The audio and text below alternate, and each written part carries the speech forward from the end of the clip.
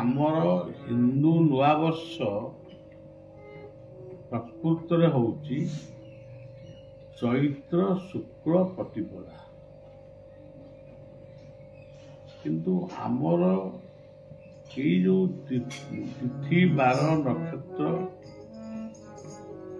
କୋଉଠି ଗଣକମାନଙ୍କର ଅଭାବ, କୋଉଠି ଗଣନାରେ ବ୍ୟତିକ୍ରମ ଘଟୁଛି, ସେଇଥିପାଇଁ ବୋଧେ ଲୋକମାନେ ଇଏ ଦିନଟିକୁ ଜାଣିଥିଲେ ମଧ୍ୟ ବହୁତ ତ ଜାଣିନାହାନ୍ତି, କିଛି ଲୋକ ଜାଣିଛନ୍ତି, ସେମାନେ ପ୍ରାୟ ପାଳନ କରୁନାହାନ୍ତି, କିନ୍ତୁ ପାଳନ କରିବା କଥା। ଇଏ ଗୋଟେ ଏତେ ବଡ଼ ସମସ୍ୟା ନୁହେଁ। କିନ୍ତୁ ଆମେ ଯେଉଁ ଇଂରେଜ ନୂଆବର୍ଷଟିକୁ ପାଳନ କରୁଛୁ, ଏ ଦେଶରେ ଇଂରେଜ ମାନେ ଥିଲେ, ରାଜୁତି କରୁଥିଲେ, ସେବେଠାରୁ ଏ ଦିନଟିକୁ ସେମାନେ ଖୁବ୍ ଉଚ୍ଚ ସ୍ତରରେ ଉଚ୍ଚ ମାନରେ ଏହାକୁ ପାଳନ କରିଥିଲେ। ଏବଂ ଏଇ ଦିନ ଭାରତୀୟ କହିଲେ କେବଳ ହିନ୍ଦୁମାନେ ଏ ଦିନଟିକୁ ଭକ୍ତି ଆଉ ନିଷ୍ଠାର ସହିତ ପାଳନ କରନ୍ତି। ଯଦିଓ ମଜା ମଜଲିସ ପାଇଁ ମଦ୍ୟ ମାଂସାଦି ବ୍ୟବହାର କରନ୍ତି, ନାଚ ଗୀତରେ ଟିକେ ମାତନ୍ତି, ସେ ଗୋଟେ ବିଭାଗ ହେଲେ, କିନ୍ତୁ ଆଜି ଦେଖିବେ ପୁରୀ ଶ୍ରୀମନ୍ଦିର, କେନ୍ଦ୍ରାପଡ଼ାର ସିଦ୍ଧ ବଳଦେବଙ୍କର ତୁଳସୀ କ୍ଷେତ୍ର ବଳଭଦ୍ର, କେନ୍ଦୁଝରର ବଳଭଦ୍ର, ବରୀ ନୂଆ ଗାଁର ବଳଭଦ୍ର, ଢେଙ୍କାନାଳର ବଳରାମଙ୍କ ମନ୍ଦିର, ବୃନ୍ଦାବନର ବଳରାମଙ୍କ ମନ୍ଦିର ଏବଂ ଆମର ବାସୁଦେବପୁର ନିକଟରେ ଭଦ୍ରକ ବାସୁଦେବପୁର ନିକଟରେ ବଳଭଦ୍ରଙ୍କ ମନ୍ଦିର, ଗୁଡ ବଳଦେବ ବୋଲି କହନ୍ତି। ଏମିତି କୌଣସି ଇଏ ମନ୍ଦିର ନାହିଁ। ଶାରଦା ମନ୍ଦିର, ବିରଜା ମନ୍ଦିର, ଭୈରବୀ ମନ୍ଦିର, ଭଗବତୀ ମନ୍ଦିର, ଚର୍ଚ୍ଚିକା ମନ୍ଦିର, ସମ୍ବଲେଶ୍ୱରୀ, ଶୀତଳେଶ୍ୱରୀ, ପାଟଣେଶ୍ୱରୀ, ମାଣିକେଶ୍ୱରୀ, ଲଙ୍କେଶ୍ୱରୀ, ଏଇଭଳି ଭାବରେ ହେଙ୍ଗୁଳା ଇତ୍ୟାଦି ଇତ୍ୟାଦି ସବୁ ମନ୍ଦିରରେ ଆଜି ପ୍ରଚଣ୍ଡ ଭିଡ଼ ଲାଗିବ। ଆଜି ବେଶୀ ଲାଗିବ, କାଲିକି ମଧ୍ୟ ଲାଗିବ, ଇଏ ମାସକ ଯାକ ମଧ୍ୟ ଅଳ୍ପ ବହୁତ ଚାଲିଛି। ଯଦି ଲୋକମାନଙ୍କ ଭିତରେ ଭକ୍ତି ବା ପ୍ରୀତି ନଥାନ୍ତା, ତାହେଲେ ସେମାନେ କାହିଁକି ମନ୍ଦିରକୁ ଯାଉଥାନ୍ତି? ଆଉ ଯେଉଁମାନେ ଭକ୍ତି ଆଉ ପ୍ରୀତିର ଅଧୀନରେ ଅଛନ୍ତି, ସେମାନେ ଯେ ମଦ୍ୟ ମାଂସ ଖାଇକିରି ଗଡ଼ୁଛନ୍ତି, ଏଇଟା କେବେ? ଯେଉଁମାନେ ମଦ୍ୟ ମାଂସ ଖାଉଛନ୍ତି, ସେ ମଦ୍ୟ ମାଂସ ଇତ୍ୟାଦି ଖାଇଲେ ମଧ୍ୟ ସିଏ ବି ନିଜକୁ ଭାବୁନାହାନ୍ତି ଯେ ଆମେ ଗୋଟେ ଭୁଲ କରିଛୁ, ଗୋଟେ ଆଜି ଭଲ ଦିନରେ ଆମେ ଟିକେ ସୁଆଦିଆ ଜିନିଷ ଖାଇବୁ, ତାଙ୍କ ସୁଆଦିଆ ଜିନିଷ। ତେଣୁ ମୋଟାମୋଟି କଥା, ଏ ଜୀବନରେ ଥରେ ଆସେ ଏକ ନୂଆ ବରଷ, ଅଭିନନ୍ଦନ ଜଣାଇ ମିଶେ କାଳ ପାରୁଷ। ଜୀବନରେ ଥରେ ଆସେ ଏକ ନୂଆ ବରଷ, ଆମେ କହୁଛୁ ନୂଆ ବର୍ଷକୁ ଆମେ ଅଭିନନ୍ଦନ କରୁଛୁ, କିନ୍ତୁ ପ୍ରକୃତରେ ଅଭିନନ୍ଦନ ସିଏ ଆମକୁ କରୁଛି। ସିଏ ଆସୁଛନ୍ତି ଏବଂ ଆମେ କିଛି ଗୋଟିଏ ବର୍ଷ ପରେ ପୁଣି ସେ କାଳ ଗର୍ଭରେ ବିଲୀନ ହେଉଛନ୍ତି। ସମୟ ଚାଲି ଯାଉଛି, ଆମେ ଥିବା, ସିଏ ନଥିବେ, ସିଏ ଥିବେ, ଆମେ ନଥିବା। ତେଣୁ ଏଇ ନୂଆ ବର୍ଷର, ଏ ନୂଆ ମସିହାର, ଏଇ ନୂଆ ସକାଳେ ସମସ୍ତଙ୍କର ଗୋଟେ ଭଲ ସଂକଳ୍ପ। ଖାଲି ସବୁବେଳେ ନିଜ କଥା ଗୁଡ଼ିକୁ ନେଇ ଠାକୁରଙ୍କ ପାଖରେ ଜଣେଇବା, ସେ ଜଣା ହଉ, ସେ ତା ବାଟରେ ଚାଲିଥାଉ। କିନ୍ତୁ ଆଜିର ଦୁର୍ଦିନରେ ବିଶ୍ୱରେ, ଦେଶରେ ଆଜି ଦେଖନ୍ତୁ, ମୁଁ ସବୁବେଳେ ଏ ଶ୍ଲୋକଟି ପଢ଼େ, ଅକାଳେ ବର୍ଷତି ବାରି, ଅକାଳେ କୁହୁକ ଶୈବ, ଅକାଳେ ବର୍ଷତି ନଦୀ, ଅକାଳେ ବର୍ଷତି ବାରି, ହତ ରାଜା ହତ ପ୍ରଜା। ଆପଣ ଦେଖନ୍ତୁ ସେଇଆ ଘଟିଛି କି ନାହିଁ। ଅକାଳରେ ଆଜି ଆମର ଚାଷୀ କୂଳ ମାନେ ମୁଣ୍ଡରେ ହାତ ଦେଇ ବସିଛନ୍ତି। ଚଷାର ଯେତେବେଳେ ସାହସ ବୁଡ଼ିଯାଏ, ସେତେବେଳେ ସମାଜରେ ଅନେକ ବିଲକ୍ଷଣ ମଧ୍ୟ ଦେଖାଯାଏ। ଅକାଳରେ ବର୍ଷା,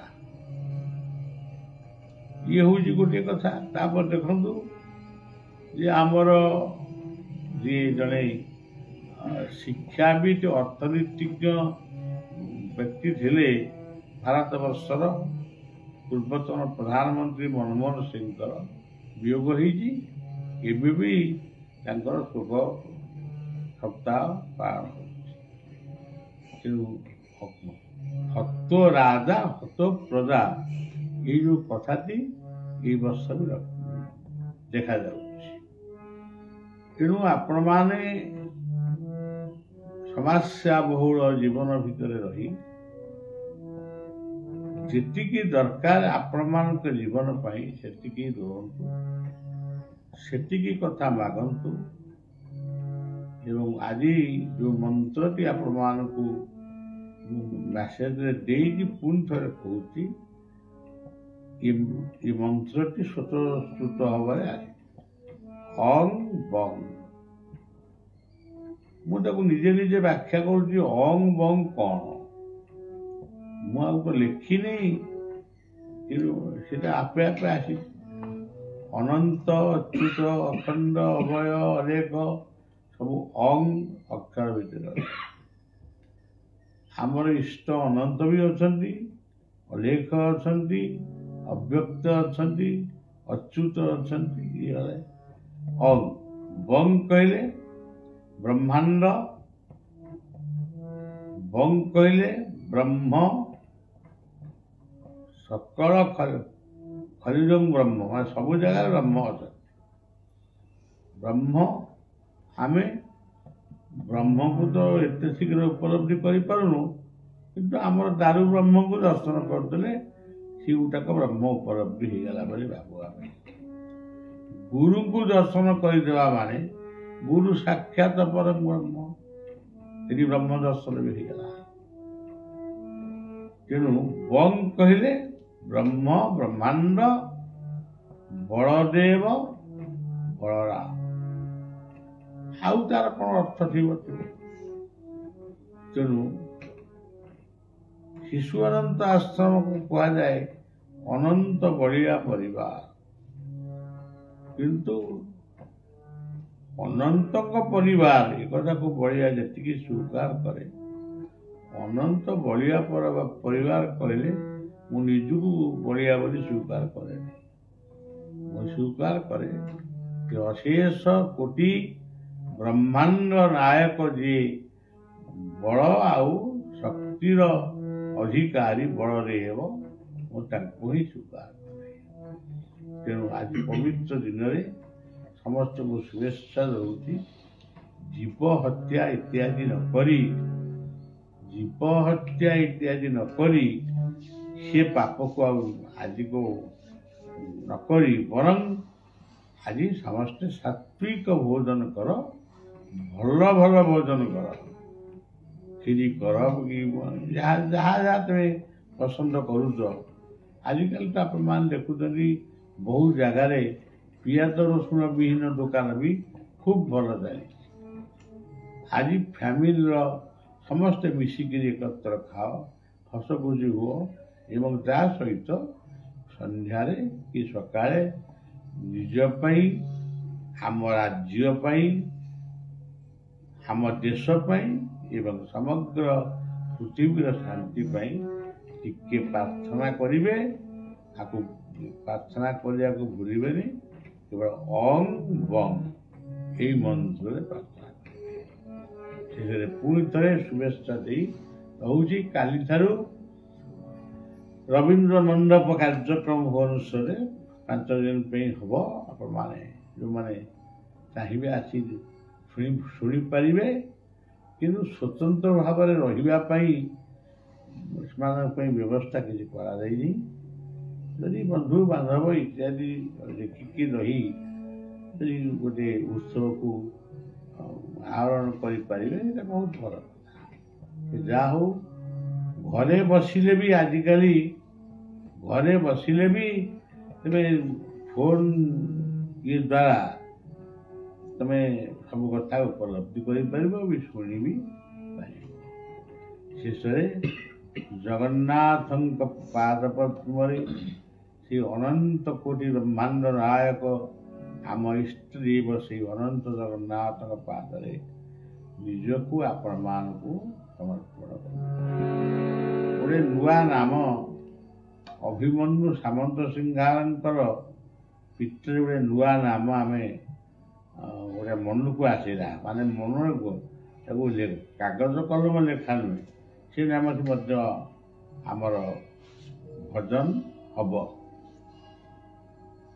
ଏବେ ସୁଦର୍ଶନଙ୍କ ପୀଠରେ ଯେଉଁ ଯଜ୍ଞ ହେଲା ସେଠି ଯେଉଁ ସନ୍ଥ ଥିଲେ ଧଡ଼ି ବାବା ସେ ଗୋଟେ ମନ୍ତ୍ର ମୋତେ ପ୍ରଦାନ କରିଥିଲେ। କଳ୍କି ନାରାୟଣ ବ୍ରହ୍ମ ପରମହଂସ ଆତ୍ମା। ସିଏ ମଧ୍ୟ 8 ପ୍ରହର ବ୍ୟାପୀ ସେ ନାମଟି ହେଲା। ସେମିତି ଆସନ୍ତା କେତେ ତାରିଖ? ଅଭିମନ୍ୟୁଙ୍କର 11 ତାରିଖ ଜାନୁଆରୀ 11 ତାରିଖରେ ବାଲିଆ ଅଭିମନ୍ୟୁଙ୍କ ପୀଠରେ ଗୋଟିଏ ନାମ ମଧ୍ୟ 4 ପ୍ରହର ରହିବେ। ସେ ନାମଟି ହେଉଛି ପଢ଼ିଦେବା ସଂଗ୍ରାମ। ଜୟ ରାଧା ମୋହନ জয় রাধা মোহন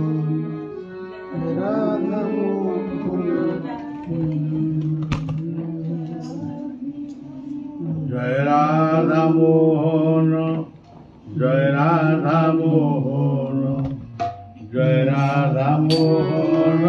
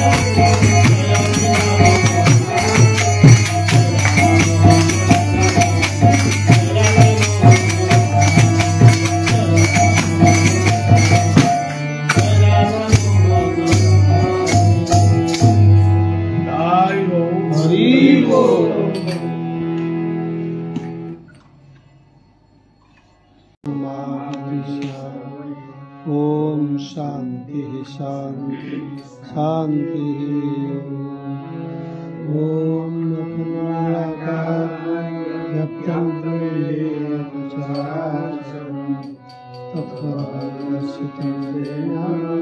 तस्मै श्री गुरुवे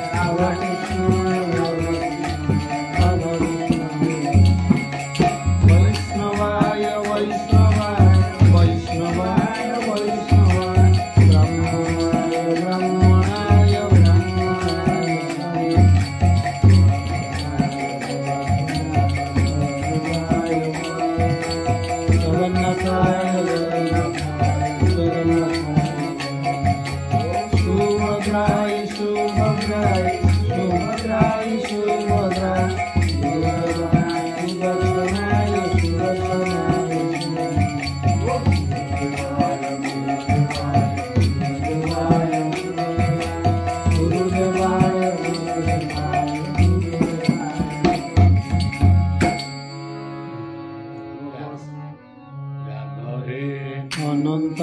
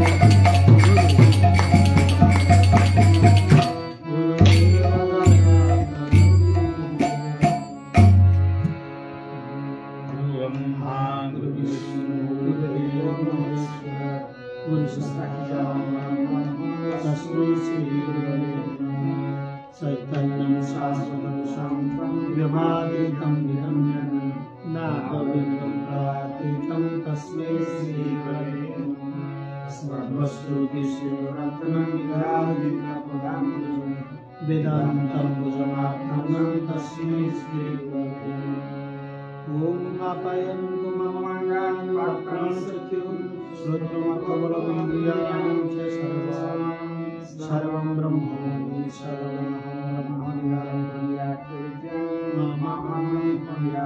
निराकरणमस्तु अनिराकरणमस्तु तदापि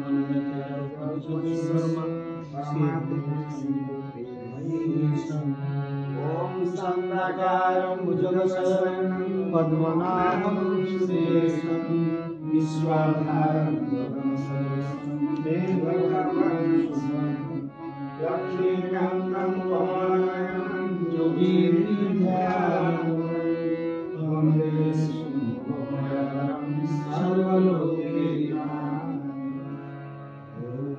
पूर्णमदः पूर्णमिदं पूर्णात् पूर्णमुदच्यते पूर्णस्य पूर्णमादाय पूर्णमेवावशिष्यते ॐ शान्ति शान्ति शान्ति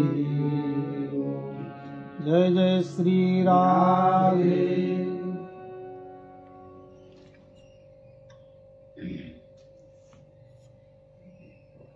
ଆଜି 2025 ମସିହାର ପ୍ରଥମ ଦିନ। ଆମର ହିନ୍ଦୁ ନୂଆବର୍ଷ